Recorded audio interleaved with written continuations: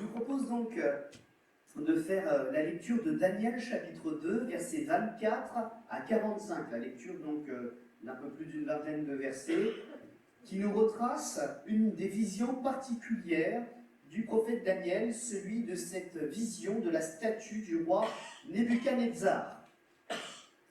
Daniel chapitre 2, verset 24. Après cela, Daniel se rendit auprès d'Arjoc, à qui le roi avait ordonné de faire périr les sages de Babylone. Il alla et lui parla ainsi: ne fais pas périr les sages de Babylone.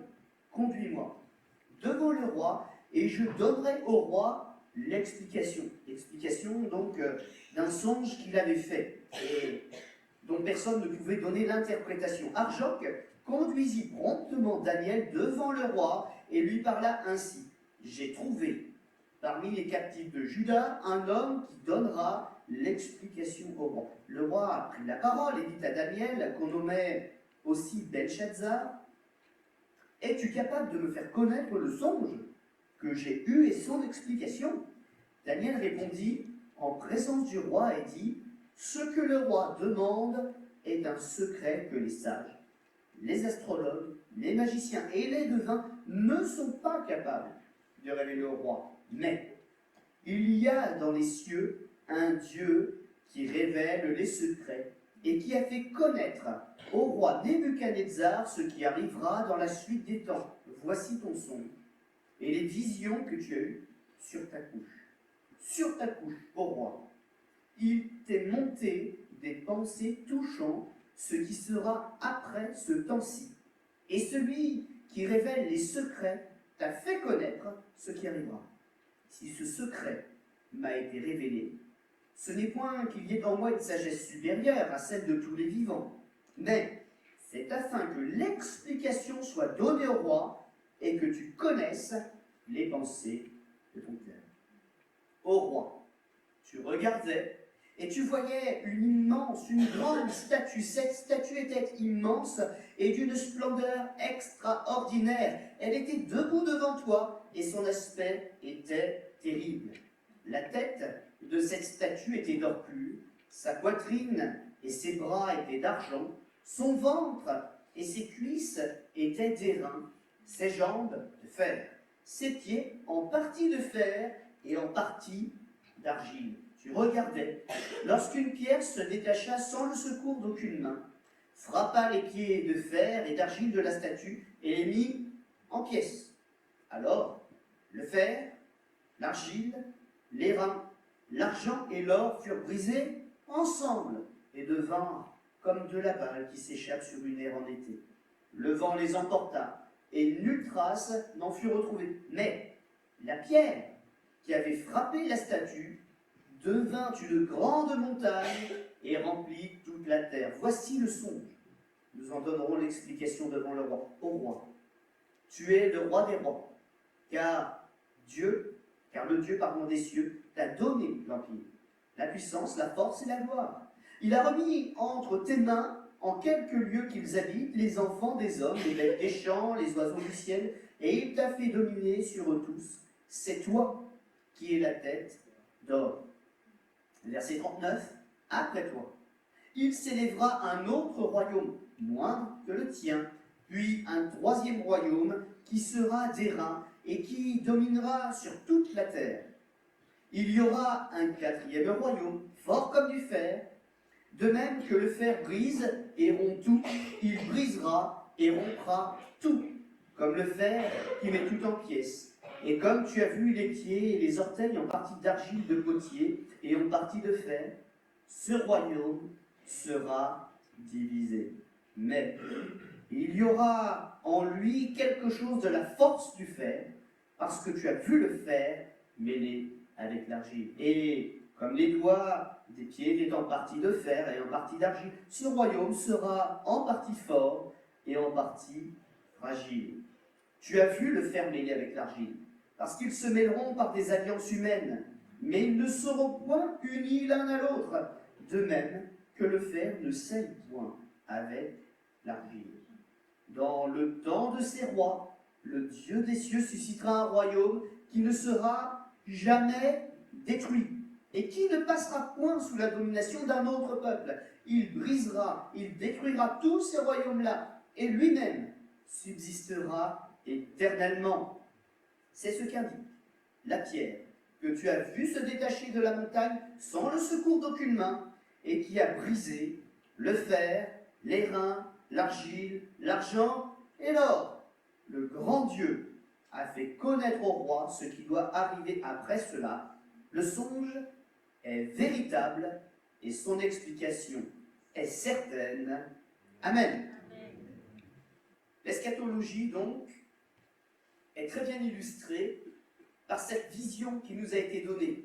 Notre Dieu est un Dieu omniscient. Il connaît le passé, le présent et l'avenir. Et nous l'avons lu, il ne se trompe pas. C'est peut-être pas qu'il essaye de discerner l'avenir ou de l'anticiper. Il le connaît et le maîtrise. La vision qui a été donnée pour faire connaître à un être humain ce qui arrivera après lui est certaine et véritable. Il ne se passera pas autre chose ou autrement que ce qui a été annoncé. Et pour nous, c'est pareil. Nous avons dans l'Écriture nombreux textes qui nous annoncent ce que Dieu voit dans l'avenir. Il nous le fait connaître, non pas pour nous perdre, non pas pour nous faire peur, mais pour nous rendre responsables. Nous savons de quoi l'avenir sera fait, et nous pouvons en observer les signes, nous pouvons en observer les mouvements et sa mise en place. Et c'est pour cela que, dans le temps où nous vivons, si proche de la fin aujourd'hui, dans la dernière heure, il est important pour nous aussi de nous tourner vers ces annonces prophétiques, parce qu'elles étaient peut-être prophétiques pour ceux qui nous ont précédés, mais pour nous, elles s'approchent du présent. Et quand la fin du monde viendra, nous ne serons pas pris au dépourvu, mais nous serons prêts. Notre Dieu nous parle, non pour nous perdre, mais parce qu'il nous aime et veut nous éviter le pire. Et si nous sommes prêts, alléluia, plus d'entrave, il pourra nous prendre avec lui et nous faire échapper à la destruction finale.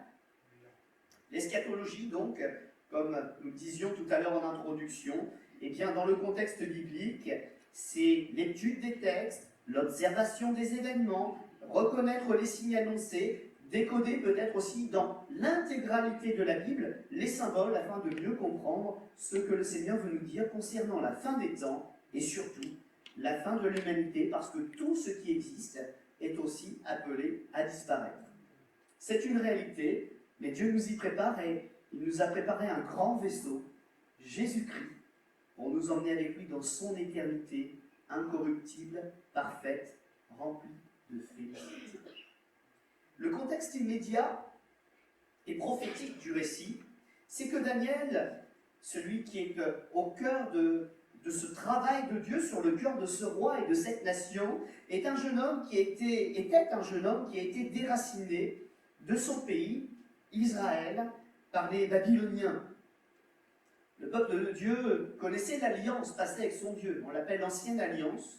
Et vous vous rappelez certainement que lorsque Dieu leur a fait des promesses, il les a aussi engagés à observer la loi et à lui obéir. Et avant de leur confier la terre promise, avant de les mener au combat pour la conquérir, il avait fait quelque chose de particulier du temps de Moïse. Il avait envoyé une délégation sur une grande montagne pour prononcer toutes les paroles de bénédiction pour ceux qui obéiraient, pour que tous l'entendent jusqu'à l'horizon.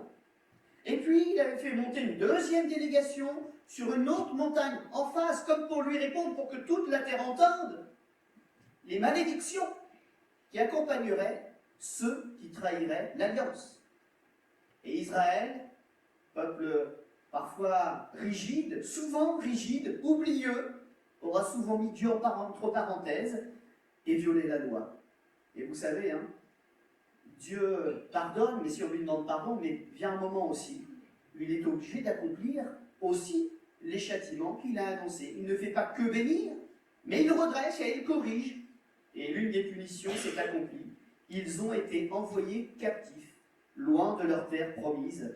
Et Daniel, qui n'avait rien à se reprocher forcément directement, a fait partie de ces personnes qui ont été emmenées par les Babyloniens. Les Babyloniens, notamment leur souverain de l'époque, il avait une façon bien à lui de voir les choses, c'est qu'il repérait dans les pays qu'il allait coloniser qu'il allait conquérir les jeunes gens, notamment les jeunes gens issus de la noblesse, qui avaient de l'instruction, qui avaient suivi de grandes écoles et qui avaient des capacités intellectuelles, des capacités comptables, des capacités artistiques, des capacités d'architectes. Et ces gens qui étaient des rois dans leur pays, des princes de leur pays, devenaient des serviteurs à Babylone. Et le roi était entouré par l'élite de l'élite pour le servir. Et il avait, ce roi, un titre particulier. Il était roi des rois et seigneur des seigneurs de sa terre. Son destin donc de Daniel, modelé et animé par l'Éternel, lui fera trouver grâce en de nombreuses occasions auprès des puissants qui se seront succédés sur ce trône, notamment par la qualité et la puissance de l'inspiration prophétique, de la sagesse supérieure que Dieu lui avait offerte. C'était afin qu'Israël, lorsqu'elle entrerait dans sa repentance, puisse aussi avoir sa porte de sortie. Dieu a puni, mais Dieu avait aussi prévu la fin de la punition. Amen. Daniel chapitre 1, versets 17 à 20, nous relate, j'ai juste gardé un extrait de ce passage, c'est que, comme guide silencieux et auprès des rois pour tenir la porte ouverte, il avait donné à Daniel des talents. Daniel expliquait toutes les visions et tous les songes. C'était un confident de Dieu, un ami de Dieu quelque part. Dieu lui révélait les choses. Il les cachait aux sages, mais il les révélait à son humble serviteur, qui se tenait là, à la place, pas toujours facile, et qui lui avait été confiée pour le bien de ce peuple. C'était une sentinelle, aux aguets, vigilante, regardant l'avenir et à l'oreille tournée vers Dieu, pour suivre ses commandements. Témoin d'une vision tour à tour glorieuse, puis terrifiante, le souverain Nabuchodonosor verra Daniel venir lui expliquer avec précision un plan de Dieu pour son avenir, pour l'avenir de son royaume. Et le plan va même révéler un plan qui traversera les générations, les siècles et les millénaires à venir, un plan pour l'humanité tout entière. Et c'est l'occasion pour moi d'un rappel concernant la prophétie, notamment la prophétie de l'Ancien Testament, mais ça reste quand même quelque chose de très courant, puisque, par exemple, l'apôtre Jean, qui était un prophète, aussi un apôtre et un prophète, avec son Apocalypse, c'est exactement dans le même schéma lui aussi. Donc en étudiant Daniel, ça nous ouvre les portes pour les choses plus compliquées. Hein. Et il faut comprendre une chose par rapport à la prophétie biblique apportée par les prophètes juifs, c'est qu'il y a souvent plusieurs niveaux d'accomplissement. Ça ne veut pas dire des choses différentes, mais c'est-à-dire qu'une chose va peut-être commencer à s'accomplir dans une génération ou dans une génération proche, puis prendre de l'essor dans les pays alentours, puis prendre l'essor dans les continents alentours, avant de gagner la terre entière. Ça va peut-être prendre des siècles, ça va peut-être prendre des millénaires, mais le cœur que Dieu révèle, les problèmes qui se manifestent avec Israël comme peuple témoin, n'est en fait que le début de quelque chose qui est en train de se généraliser. Et c'est pour cela que je disais que la prophétie n'est pas une parole de condamnation de Dieu, c'est une parole d'amour qui nous démontre ce qui arrive, ce qui se répand, ce qui arrive jusqu'à nous. Alors mes amis, quand nous parlons de la fin des temps, n'ayons pas peur, mais sachons déjà ce qui se passe, ça s'est déjà passé, ça se produira encore jusqu'à se généraliser. Et nous ne sommes pas pris en traite, au contraire, nous sommes avertis parce que Dieu est un sauveur. Amen.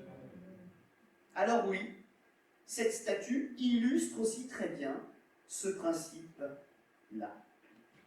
Le contexte de quelque chose qui va exister dans une génération et être le déclencheur, j'allais dire, tranquille, de génération en génération, à quelque chose qui va devenir une chose qui va s'accomplir de manière mondiale. Le contexte immédiat est celui du roi du règne Nebuchadnezzar, qui ouvre une ère nouvelle pour l'humanité avec ce principe de la conquête du monde par l'homme.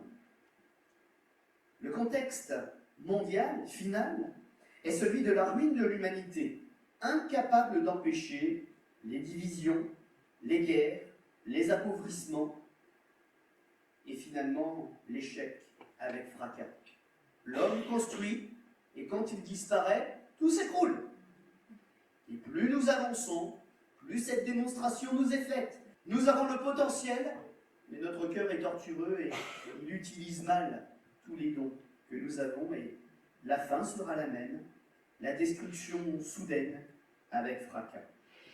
Le premier point que j'aimerais aborder, c'est Babel. Vous vous rappelez de Babel? Dès le début de la Bible, dès que les hommes commencent à parler de s'organiser, de se structurer, de bâtir ensemble et d'avoir des projets, d'avoir un roi, Nimrod, on commence à bâtir une immense tour. Une tour qui, en akkadien, certains diront babylonien, mais le dialecte c'est très précisément l'akkadien, Babel, signifie la porte de Dieu. Et avec ce projet, nous le savons, il y avait un slogan, nous ferons un nom jusqu'au ciel. Ils avaient le projet d'aller dans la maison de Dieu, de faire de Babel la porte d'entrée, pour aller eux-mêmes gagner le royaume des cieux. Et qu'est-ce qu'a fait Dieu à cet endroit-là? Il est venu, il a regardé, il a visité et il s'est dit, c'est n'importe quoi. C'est pas comme ça qu'on doit faire. L'homme n'est pas l'égal de Dieu, il a en lui le péché. Et ce que Dieu a fait, contrairement à ce que beaucoup pensent, n'est pas un acte de destruction, c'est un acte d'amour. Il a semé une forme de confusion, il a brouillé les échanges, la communication, non pas pour blesser, mais pour ralentir l'homme dans sa folie, afin d'avoir le temps de trouver le chemin de son cœur, de lui parler, de lui donner une chance, ce que l'on appelle la grâce. L'homme faisait n'importe quoi, alors son Créateur, son Père Céleste, a quitté sa maison céleste, l'a visité et l'a ralenti dans sa folie. Les Hébreux, utilisant un petit peu le mot de Babel, mais le ramenant à un verbe de leur propre langue, ce n'est donc pas la même étymologie, mais ont marqué dans la Bible le mot Babel, tel que nous l'avons gardé, mais qui est basé plutôt sur le verbe Babal. Phonétiquement, c'est proche, mais ça signifie non pas porte de Dieu, mais exactement dans l'hébreu littéraire, confondre, brouiller ou mélanger. Et en fait, les Hébreux ont choisi d'utiliser cette racine dans la Bible pour rappeler que c'était bel et bien l'œuvre que Dieu avait faite en ce lieu. Ils ont renommé Babel d'un nom qui lui ressemblait. Babel est aussi connu dans son histoire sous le nom de Babylone. Babylone, symbole constant de la rébellion humaine contre Dieu, tente de se reformer depuis l'intervention divine. La mondialisation d'aujourd'hui, ce n'est jamais que le même cœur qui continue de s'exprimer, de se réunir, de vouloir bâtir une porte qui mène au ciel sans Dieu. C'est toujours la même chose.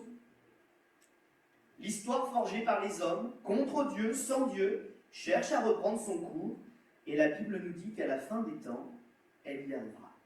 Parce qu'il y a un temps aussi où l'humanité doit s'arrêter, et il y a un temps où le péché de l'humanité doit être une évidence pour toutes. Alors ils la bâtiront, leur Babylone, avec tout ce qu'elle a toujours représenté pour eux. Ils y arriveront, et puis quand ils y arriveront, cette fois Dieu punira. Et oui.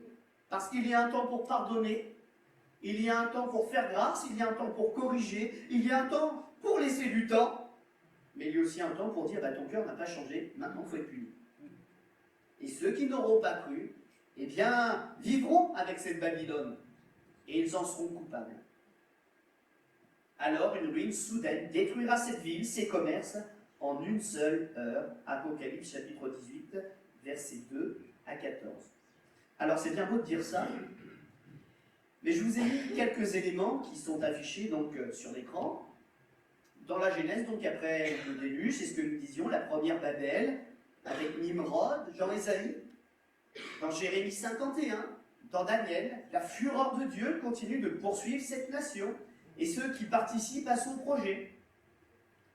Mais ça ne se limite pas à la Bible.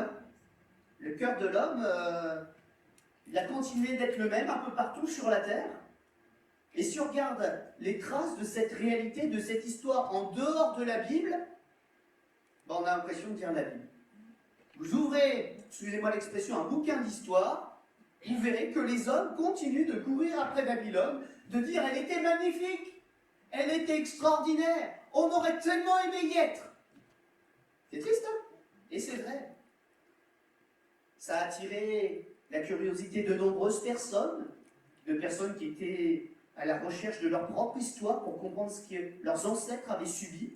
C'est le cas de Benjamin de Tudel, qui aura reparcouru plein de chemins, notamment les chemins de la route de la soie, etc., l'Orient, le Moyen-Orient, l'Extrême-Orient, qui aura refait un petit peu tous ces chemins de déportation de son peuple, et qui aura écrit dans son journal, un journal inachevé, un peu toutes ces étapes, et un jour il aura été aux portes de cette Babylone, en ruine, et qui pourtant était encore extraordinaire, où il s'imaginait ces grands jardins suspendus, vous savez, ces tours, surmontés de tours, où il y avait des jardins, et où l'eau coulait depuis en haut, un lieu verdoyant, au milieu des déserts, au milieu de l'aridité et de la pauvreté.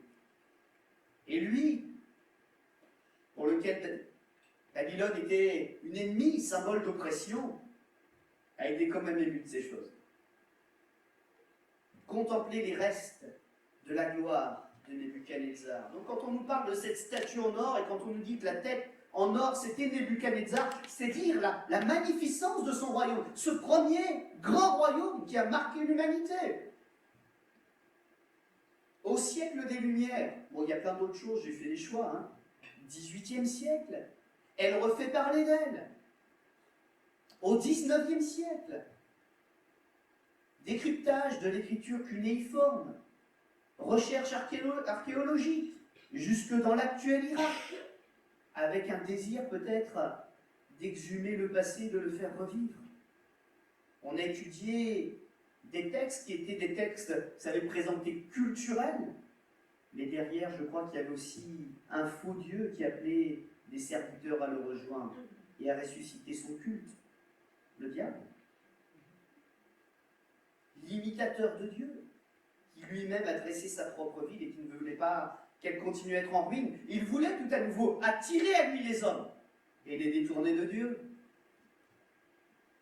Des musées du monde entier, dont le Louvre, en France, ont fait tout ce qu'ils ont pu pour protéger son inspiration et sa culture. Saddam Hussein a fait reconstruire le palais de Nebuchadnezzar. Il n'y manque que le toit. Pour aller au bout de sa pensée, il va notamment lancer l'offensive sur l'Iran en 1980, le Koweït en 1990. Notre Parlement de Strasbourg, sa forme si particulière, bizarre, inachevée, vous savez d'où elle vient? D'une peinture du peintre Bruegel, qui nous montre ce qu'il y a sur la diapo, là, c'est pas la même peinture, mais c'est la même idée.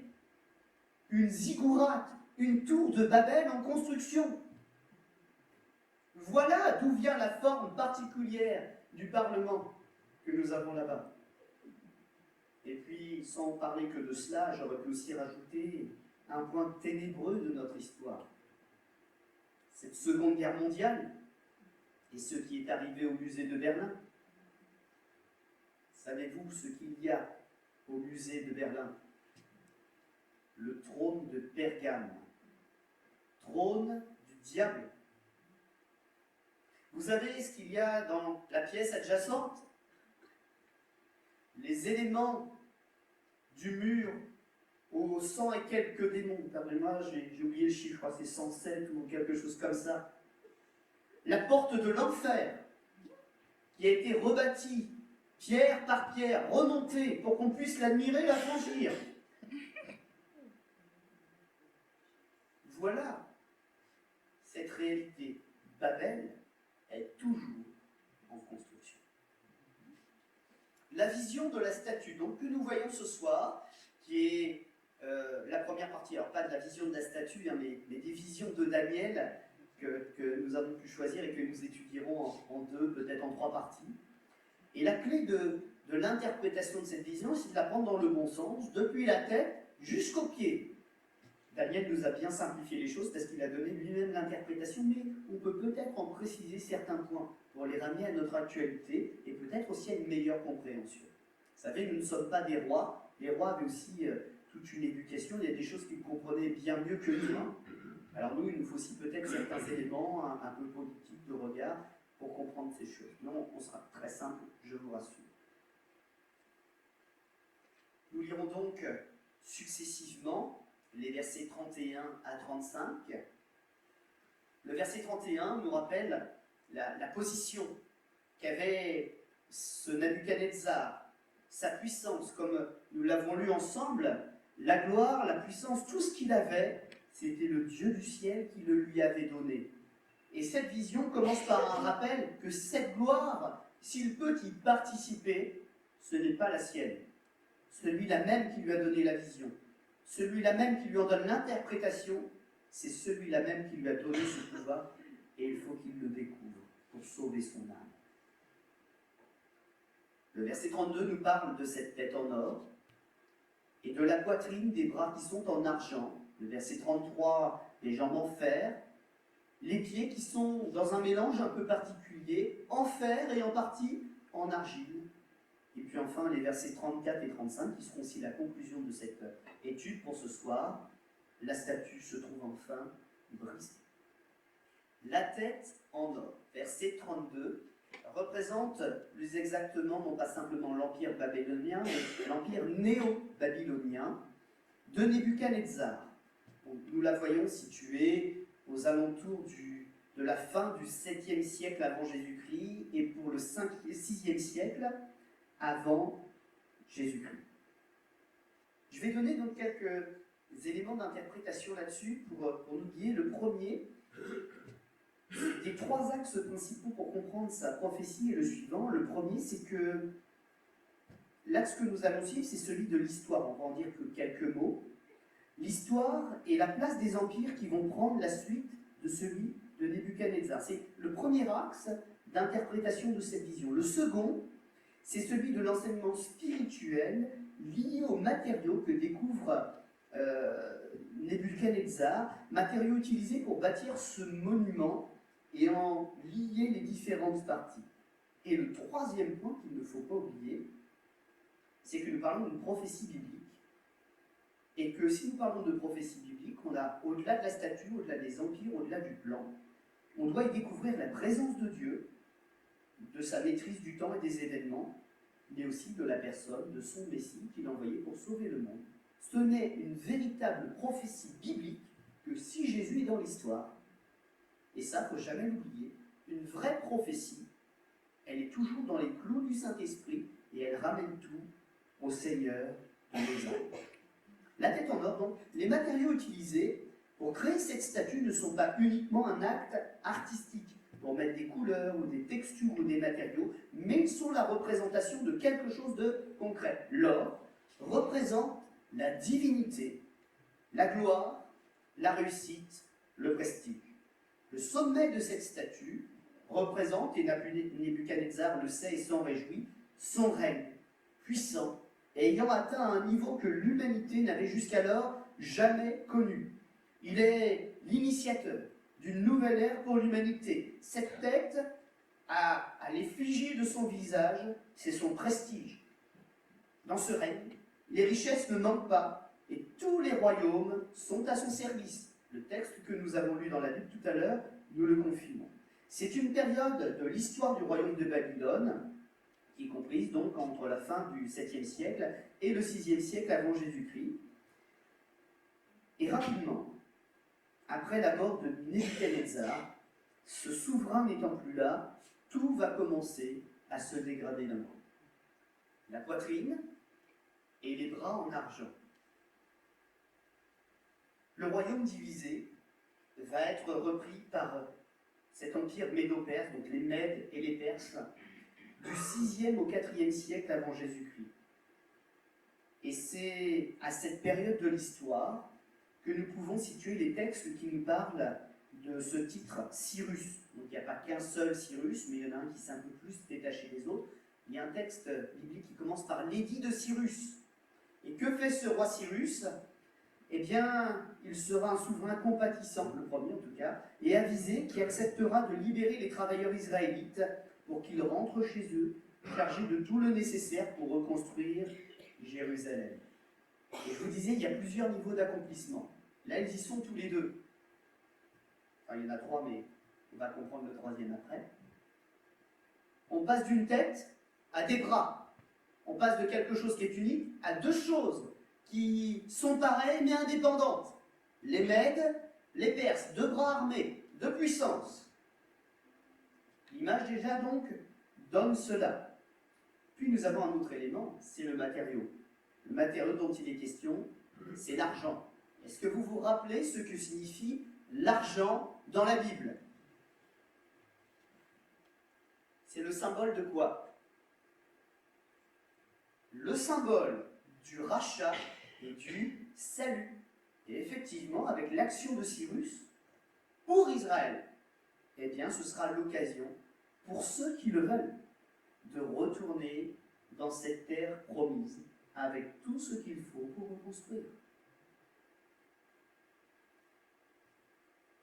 L'œuvre de Dieu va commencer sa guérison et son rétablissement après la lourde punition annoncée et méritée d'un exil, alors qu'en parallèle, l'œuvre qu'un homme a créée, l'œuvre de Nebuchadnezzar, elle, va se déchirer entre deux puissances. Le ventre et les cuisses en bronze. C'est vers 330 avant Jésus-Christ que se lève un conquérant puissant, Alexandre le Grand, fondateur de l'Empire grec, dont le règne sera court mais les exploits rarement égalés. Ce qu'il a fait en quelques années à peine, très peu de personnes arriveront à l'égaler, autant en vitesse qu'en puissance. Une vie violente, rapidement stoppée par une maladie foudroyante vers l'âge de 32 ou 33 ans. Il fut le maître de la Grèce, de l'Égypte et de l'Asie. Un constat que nous avons à faire, c'est que plus la statue qui nous est décrite dans la vision eh bien, va vers les pieds, plus la qualité des matériaux perd de sa noblesse, mais pas seulement de sa noblesse, je veux dire aussi de son naturel. Vous avez lu avec moi qu'au début on a commencé avec de l'or, ensuite on a fait de l'argent, et maintenant nous sommes sur quelque chose qui n'est pas naturel, c'est un mélange. Le bronze. Certains textes diront d'ailleurs les reins, on va l'expliquer. Mais ce que je retiens là, c'est qu'il y a la main de l'homme qui rend les choses de plus en plus artificielles. Nous sommes ici dans une génération décrite par des alliages, c'est-à-dire par des dosages, par des choix qui sont exclusivement conduits par l'homme. Ça veut dire que dans cette génération-là, il y avait un rejet aussi extrêmement marqué de Dieu. Ce n'était plus du tout lui qui était consulté. Il n'y a pas la maîtrise, il n'y a pas la connaissance, il n'y a pas la capacité de connaître l'avenir pour s'y préparer. On fonce droit dans le mur en mettant tout ce que l'on a. Cette amorce décrit avec évidence la complexité, donc je parle des alliances, de ce matériau, de cette mentalité, cette amorce de l'humanité, décrit avec évidence la complexité et la sophistication que l'être humain est en train d'apporter à ses créations et à sa société. Je parlais un petit peu tout à l'heure de politique, il y a des livres, ça vous ferait peut-être peur de les lire des fois, mais ils ont raison malheureusement. Alors je vais juste vous donner un petit élément que j'ai pu lire dans un livre compliqué.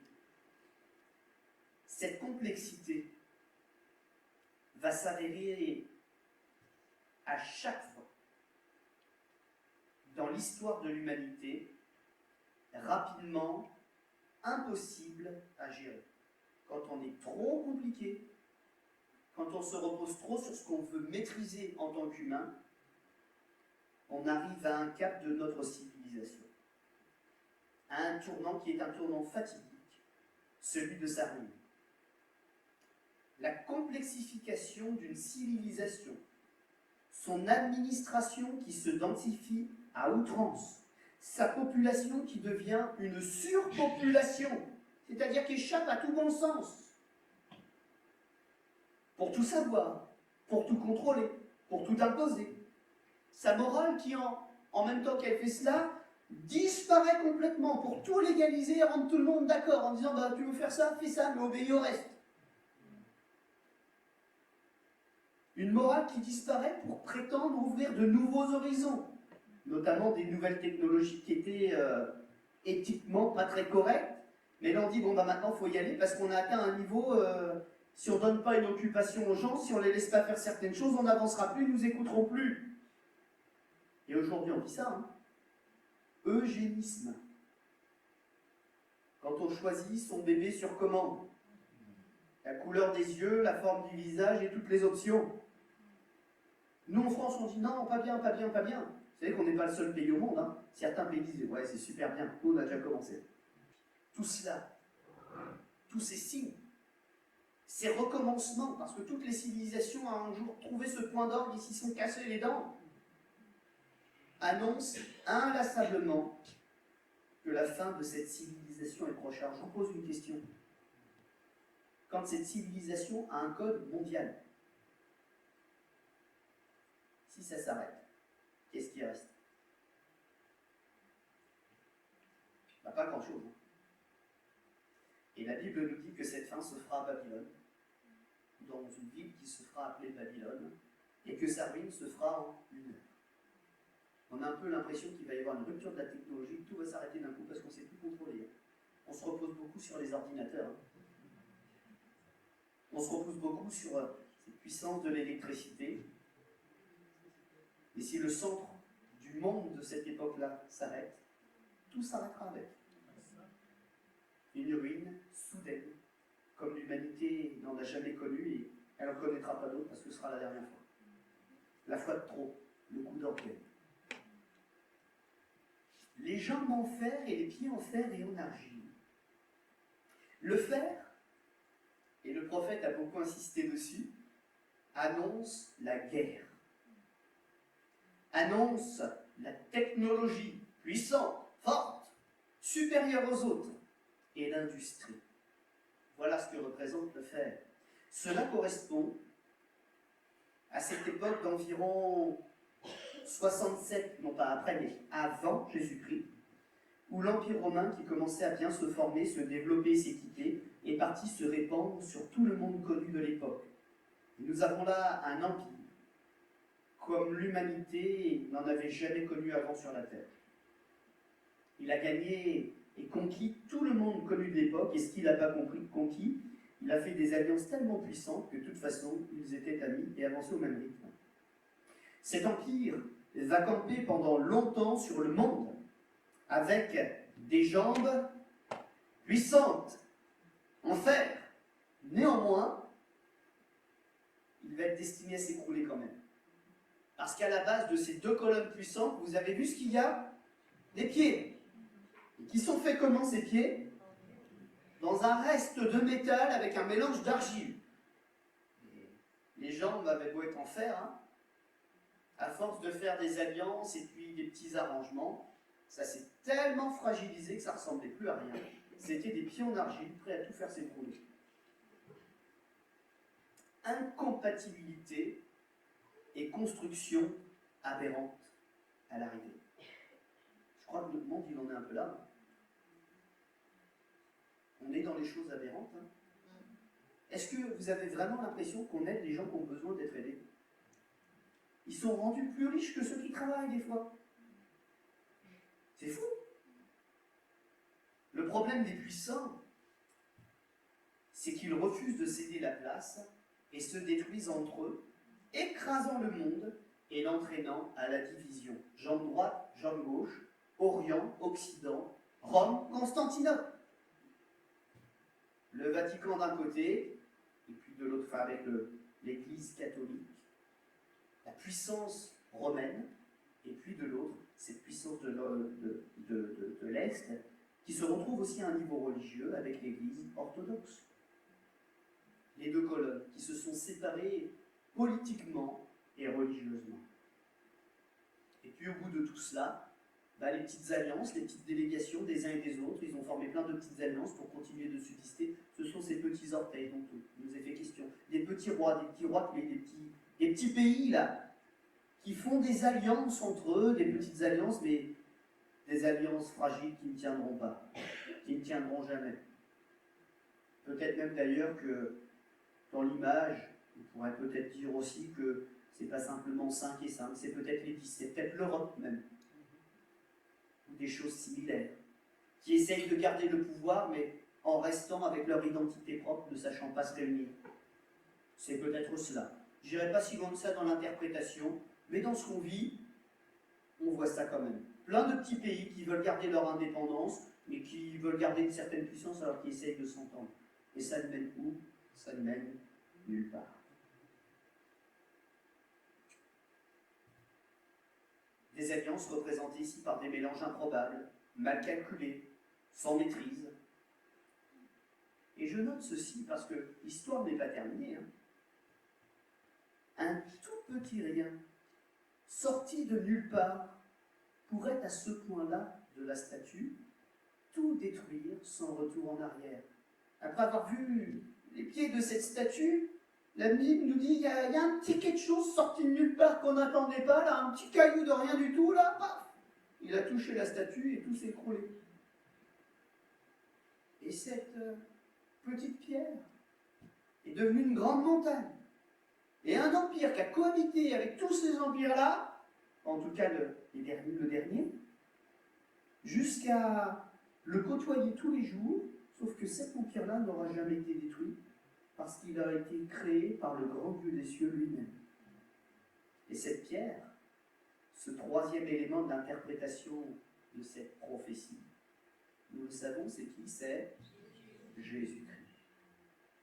Celui dans lequel le Père enferme tout son amour, tout son projet, et aussi tout le potentiel d'espérance et de salut qu'il a réservé pour nous. La pierre venue du ciel, versets 44 et 45. Dans le temps de ces rois, le Dieu des cieux suscitera un royaume qui ne sera jamais détruit, qui ne passera point sous la domination d'un autre peuple. Il brisera et détruira tous ces royaumes-là, et lui-même subsistera éternellement. C'est ce qu'indique la pierre que tu as vu se détacher de la montagne, sans le secours d'aucune main, et qui a brisé le fer, l'airain, l'argile, l'argent et l'or. Le grand Dieu a fait connaître au roi ce qui doit arriver après cela. Le son est véritable et son explication certaine. Tout le remue-ménage de l'Empire romain a fini par ébranler une haute montagne, la montagne de Dieu qui nous a envoyé un petit quelque chose puissant. Et n'est-ce pas du temps de l'Empire romain que l'histoire d'un homme insignifiant a commencé, un enfant qui a été dénombré au moment de l'orgueil de Rome, Rome qui voulait savoir combien elle possédait de vie entre ses mains, un recensement dans lequel un petit Jésus a été signalé. Un Jésus qui va grandir et qui ne sera pas plus aux yeux de Rome qu'un charpentier dans un petit pays exotique et lointain. Un pays qui était tellement embêtant avec ses gens compliqués qu'on a même voulu lui donner un nouveau nom pour le faire disparaître. On ne l'appellera plus Israël. Il nous embête, Israël. On va l'appeler Palestine et on va le donner aux voisins d'à côté qui n'ont pas de droit. Et la petite pierre s'est détachée. La petite pierre s'est mise à parler et à crier. La petite pierre a levé tout un peuple et bâti un empire qui continue de se répandre aujourd'hui. Une petite pierre dont Napoléon lui-même a dit « Je n'ai jamais vu un empire comme celui-ci ». Pourtant, Napoléon s'était beaucoup inspiré d'Alexandre le Grand pour conquérir, pour mener ses campagnes éclairs et gagner le monde. Mais dans son exil, et avant sa fin, il parle de Jésus-Christ, en disant « Cet empire subsiste encore aujourd'hui, alors que son créateur a disparu. Ce royaume ne s'est pas divisé, il s'est renforcé, il s'est développé, parce qu'il était bâti sur l'amour et sur la foi. » Les conquérants de ce monde, eux-mêmes, après avoir bâti des empires, après avoir été vaincus, l'avoir vu se disloquer, ont rendu témoignage de l'autre empire qui existe dans ce monde. celui créé par Dieu et par son Fils Jésus-Christ, auquel nous appartenons aujourd'hui. Petite pierre qui a bien grandi, roc immuable sur lequel nous pouvons bâtir et avoir l'assurance de la vie éternelle. Et je terminerai là-dessus. La vision a commencé par un homme qui avait un titre glorieux, roi des rois, seigneur des seigneurs. Mais après la démonstration, qui a prouvé qu'il était le seul à mériter ce titre? C'est l'Éternel. Le seul authentique Seigneur des Seigneurs et Roi des Rois. Il en a fait la démonstration. Et avec nous aujourd'hui, il continue de nous en donner les preuves. Christ arrive dans le monde pour le bouleverser, rappeler et reprendre ses droits et afin d'instaurer son règne. Il est premièrement venu pour se faire connaître, peut-être aussi pour se faire reconnaître. Puis il annonce qu'il y aura un second temps dans son travail. Il reviendra, après nous avoir laissé le temps de la réflexion, pour établir son règne et chasser les envahisseurs de son héritage. La petite pierre est devenue la plus importante d'une nouvelle création, indestructible et incorruptible, une nouvelle humanité dont l'Éternel est le Dieu et l'initiateur. Il est lui, à la différence de Nebuchadnezzar, le véritable souverain des cieux et de la terre dont l'œuvre subsiste éternellement. Et je reprendrai une parole de Jésus pour conclure cette première session. Matthieu chapitre 11, verset 15. Que celui qui a des oreilles pour entendre, entende. Amen.